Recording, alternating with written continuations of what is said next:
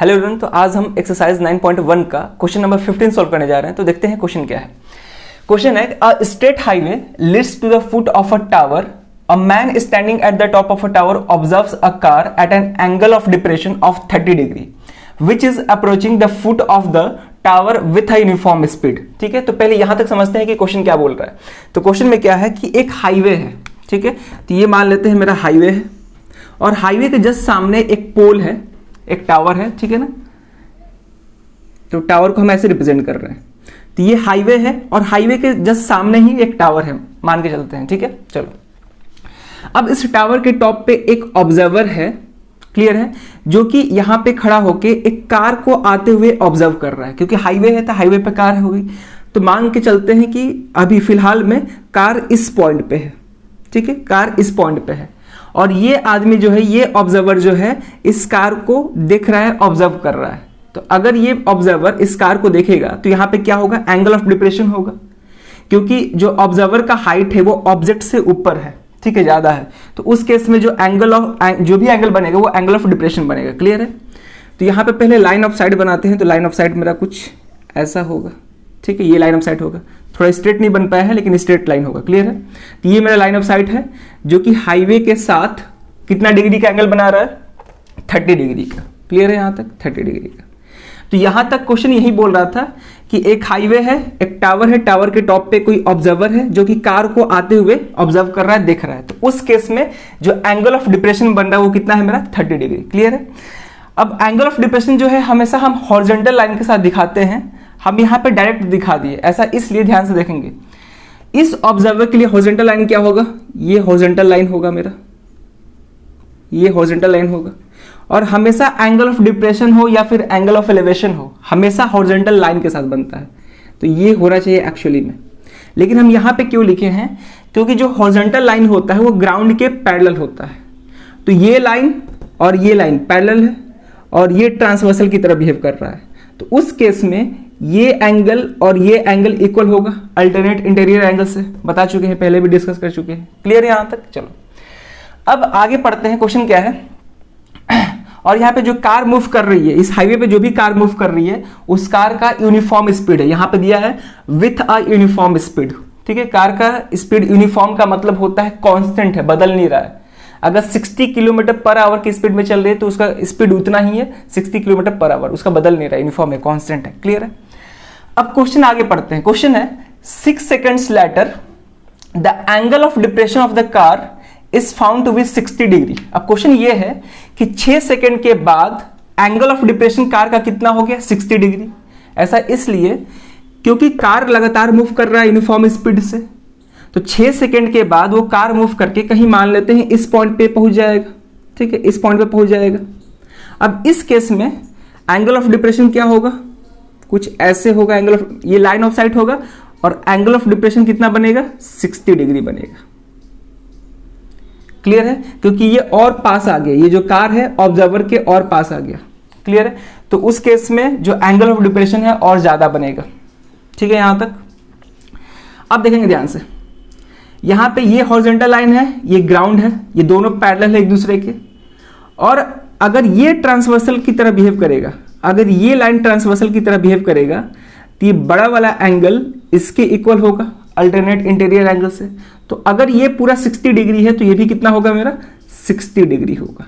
Clear है यहां तक। चलो अब क्वेश्चन है find the time taken by the car to reach the foot of the tower from this point. अब क्वेश्चन ये बोल रहा है कि इस पॉइंट से टावर के फुट तक पहुंचने में कार को कितना समय लगेगा, कितना टाइम लगेगा। यानी कि इस क्वेश्चन में टाइम पूछा है। तो ये पहला क्वेश्चन है जहां पे टाइम के बारे में डिस्कस किया जा रहा है। क्लियर है, तो यहां पे हम पहले पॉइंट्स का नेमिंग करते हैं। तो इसको ए बोल रहे हैं, ये बी, ये सी और इसको हम डी बोल रहे हैं। ठीक है, तो हमसे पूछा है कि सी पॉइंट से कार को बी पॉइंट तक पहुंचने में कितना टाइम लगेगा, समय पूछा है हमसे। क्लियर है, यहां पे डिस्टेंस या लेंथ नहीं पूछा है, यहां पे टाइम पूछा है। तो कैसे करेंगे, बहुत ध्यान से देखेंगे यहां पे। पहले हम रफली बता देते हैं कि कैसे इस क्वेश्चन को अप्रोच करेंगे। हमको सी से बी तक के लिए टाइम निकालना है कि सी से बी पॉइंट तक पहुंचने में उस कार को कितना समय लगेगा। तो हम फिजिक्स में पढ़ते आ रहे हैं कि जो टाइम का फॉर्मूला होता है वो क्या होता है, हमारा डिस्टेंस अपॉन स्पीड होता है। यानी कि हमको टाइम निकालने के लिए डिस्टेंस भी मालूम होना चाहिए और स्पीड भी मालूम होना चाहिए। क्लियर है? लेकिन इस क्वेश्चन में ना ही हमको डिस्टेंस मालूम है और ना ही स्पीड मालूम है, तो फिर कैसे करेंगे, ध्यान से देखेंगे।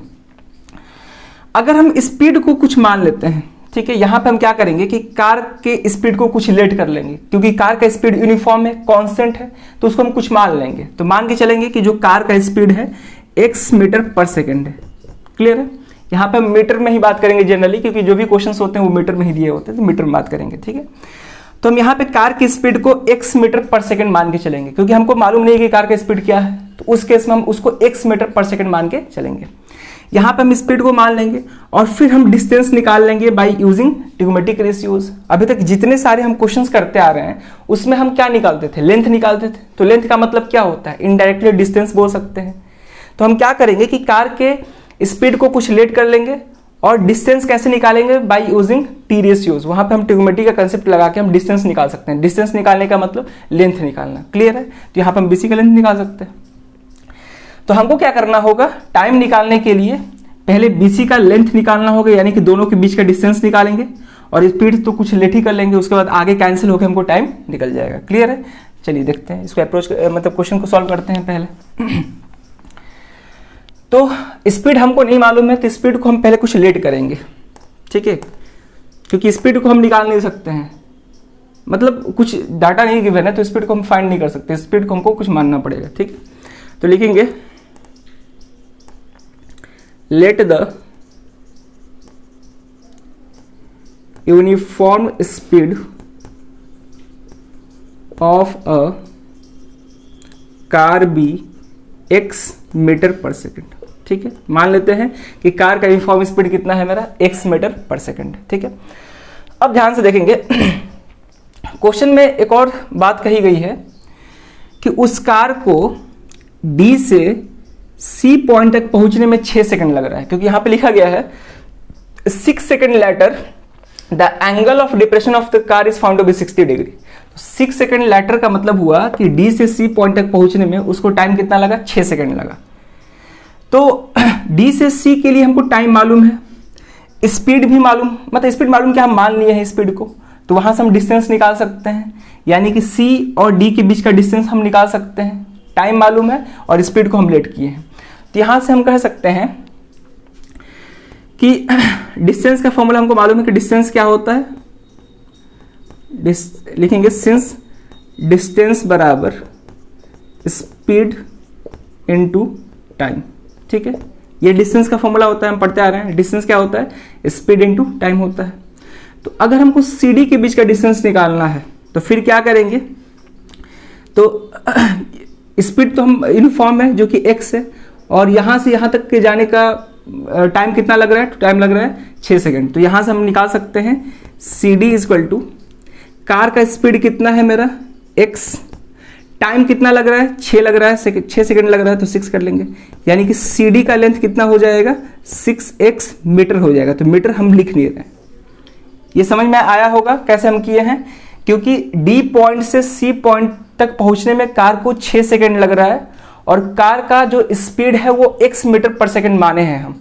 तो उस केस में हम D से C पॉइंट का डिस्टेंस निकाल सकते हैं by using formula speed into time. तो स्पीड कितना था x, टाइम कितना लगा 6 सेकंड, तो कितना आ गया डिस्टेंस मेरा CD 6x आ गया। ठीक है, यहाँ पे मीटर नहीं लिख रहे हैं, मीटर बाद में लिख देंगे। ठीक है, यानी कि यहां से यहां तक का डिस्टेंस कितना है मेरा 6x मीटर है।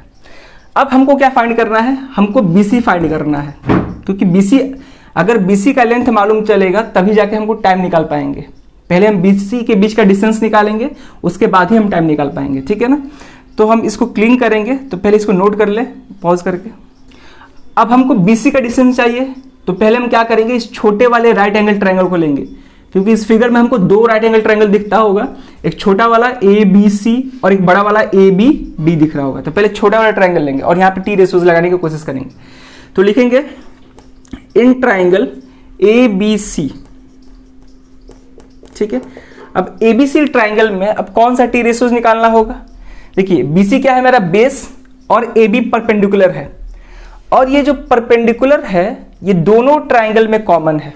ठीक है, ये जो साइड है दोनों ट्रायंगल में कॉमन है, तो जो साइड दोनों ट्रायंगल में कॉमन होता है उसको इंक्लूड करना पड़ता है, यानी कि हमको परपेंडिकुलर और बेस पे बात करनी होगी, जिसके लिए हमको कौन सा टी रेशियो यूज करना होगा, tan यूज करना होगा। ठीक है, तो यहां पर हम लिखेंगे in triangle ABC tan 60 degree equal to, इसके रिस्पेक्ट में ये परपेंडिकुलर होगा, तो परपेंडिकुलर अपॉन बेस होता है, तो बेस क्या है यहाँ पे BC है, तो tan 60 का वैल्यू √3 होता है। AB नहीं पता है हमको, यानी कि हाइट ऑफ टावर तो दिया नहीं गया है, तो AB को हम AB ही लिख रहे हैं केवल। ठीक है, डिवाइडेड बाई BC जो कि निकालना है हमको।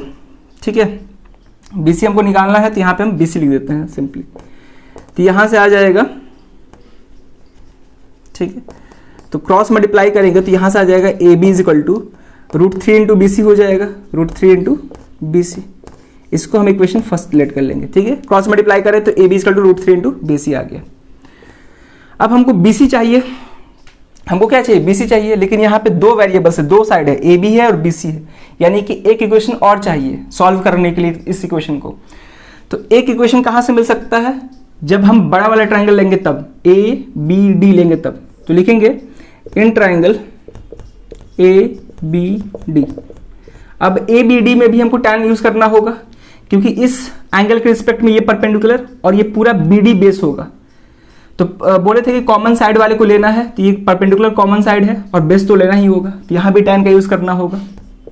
तो यहाँ पे हो जाएगा tan 30 degree equal to perpendicular, यहाँ भी AB है, बेस इस केस में BD है। ठीक है, तो tan 30 का value 1/√3 is equal to, AB को AB रख देते हैं, डिवाइड बाई, अब BD को हम CD प्लस BC लिख सकते हैं, जहां पे CD का वैल्यू मालूम है हमको 6x, तो 6x प्लस यहाँ पे BC को BC ही छोड़ देते हैं। क्लियर है यहाँ तक? चलो अब क्रॉस मल्टीप्लाई करेंगे, तो क्रॉस मल्टीप्लाई करेंगे तो √3 AB के साथ मल्टीप्लाई होगा और 6x प्लस BC 1 के साथ मल्टीप्लाई होगा, तो ये हो जाएगा 6x plus BC is equal to √3 AB। ठीक है, इसको हम इक्वेशन सेकेंड लेट करते हैं। अब हम क्या करेंगे कि दोनों इक्वेशन का यूज करके हम BC निकालेंगे। कैसे, यहां से AB किसके इक्वल है, √3 BC के इक्वल है, हमको AB नहीं चाहिए, तो इस इक्वेशन में AB के जगह पे √3 BC को हम पुट कर देंगे, सब्स्टिट्यूट कर देंगे, तो वहां से हमको केवल क्या मिल जाएगा, केवल BC मिलेगा, क्योंकि पूरा इक्वेशन केवल BC में हो जाएगा, AB एलिमिनेट हो जाएगा, हट जाएगा। ठीक है, तो हम दोनों इक्वेशन का यूज करके हम BC निकालेंगे। तो पहले हम इसको क्लीन कर रहे हैं, जगह है नहीं, नोट कर लेंगे इसको। अब हम लिखेंगे from equation first and second we get. अब हम क्या करेंगे, ध्यान से देखेंगे, यहां पे लिखेंगे हम 6x प्लस BC तो चाहिए ही, इज इक्वल टू √3, AB हमको नहीं चाहिए, तो AB किसके इक्वल है, √3 BC के इक्वल है, तो यहाँ पे AB की जगह पे √3 BC लिख देंगे, तो क्या हो जाएगा √3 BC। ठीक है, दोनों इक्वेशन का यूज करके किए हैं। अब इसको फर्दर सॉल्व करेंगे तो ये हो जाएगा 6x plus BC is equal to √3 into √3 का स्क्वायर जो कि 3 हो जाएगा, तो 3 BC हो गया। अब इसको हमको BC चाहिए, तो BC को अकेला करना होगा, तो ये इधर लाएंगे, तो इधर 6x बचेगा इज इक्वल टू 3 BC, उधर जाएगा तो माइनस BC, तो यहां से आ जाएगा 6x is equal to 3 BC minus BC, ये हो जाएगा 2 BC, तो यहां से अब BC आसानी से निकल जाएगा। ठीक है, तो यहां से BC आ जाएगा मेरा 6x डिवाइड बाई, ये 2 मल्टीप्लीकेशन में है, इधर आकर डिवीजन में हो जाएगा, यानी कि 3x, तो BC का भी लेंथ मालूम चल गया हमको 3x, यानी कि B और C के बीच का डिस्टेंस कितना है मेरा 3x है, तो इसको हम रिप्रेजेंट कर देते हैं यहीं पे, ये 3x मीटर है। अब हमको डिस्टेंस मालूम चल गया और स्पीड को पहले ही से मान के रखे थे x, अब टाइम निकल सकता है आसानी से। ठीक है, तो इधर हम क्लीन कर रहे हैं, अब आसानी से टाइम निकल जाएगा। ठीक है, चलिए अब हम टाइम निकालेंगे, तो लिखेंगे therefore time is equal to, क्या होता है, distance upon speed, distance upon speed. तो डिस्टेंस किसके बीच का निकालना है, तो पॉइंट C और B के बीच का, जो कि कितना है मेरा 3x, और स्पीड हम कितना लेट किए थे x, तो यहां से x कर देंगे, x से x कैंसिल, कितना आ गया 3 सेकेंड आ गया, तो टाइम मेरा निकल के आ गया 3 सेकेंड। और ये टाइम कहां से कहां तक का है, पॉइंट C से पॉइंट B तक पहुंचने का समय है। क्लियर है, तो लास्ट में लिख देंगे देयरफॉर, ठीक है, therefore time taken by the car, therefore time taken by the car to reach the point B from C, ठीक है, बी पॉइंट तक पहुंचना है, इसमें फुट दिया है, तो फुट का मतलब क्या हुआ, बी पॉइंट, यही तो फुट ऑफ टावर है, यही क्या है मेरा फुट ऑफ टावर है, तो फुट ना लिख के हम पॉइंट बी लिख दिए, ठीक है। तो time taken by the car to reach the point B from C is कितना, 3 सेकेंड, ठीक है, यही मेरा क्या होगा आंसर होगा। क्लियर है, तो इसमें केवल यही करना था, टाइम निकालना था, और टाइम मालूम चल गया कितना मेरा 3 सेकंड मालूम चल गया। और यहाँ पे यही ध्यान देना था कि टाइम निकालने के लिए हमको डिस्टेंस और स्पीड चाहिए था, तो डिस्टेंस हम निकाल सकते हैं, यानी कि लेंथ निकाल सकते हैं by using the concept of trigonometry, लेकिन स्पीड अभी फाइंड नहीं कर सकते थे यहाँ पे, तो स्पीड को हम कुछ लेट कर लिए x मीटर पर सेकंड, ठीक है। अब उसको हम फर्दर सॉल्व करते गए और लास्ट में हम सेकंड निकाल दिए, मतलब टाइम निकाल दिए, जो कि कितना आ रहा है 3 सेकंड आ रहा है। क्लियर है, चलो, तो ऐसे ही इस क्वेश्चन को सॉल्व करना था, काफी बढ़िया क्वेश्चन था, प्रैक्टिस करते रहेंगे क्वेश्चन, ठीक है ना। तो इस वीडियो में यही क्वेश्चन रहेगा, अब मिलते हैं नेक्स्ट वीडियो में नए क्वेश्चन के साथ। Thank you.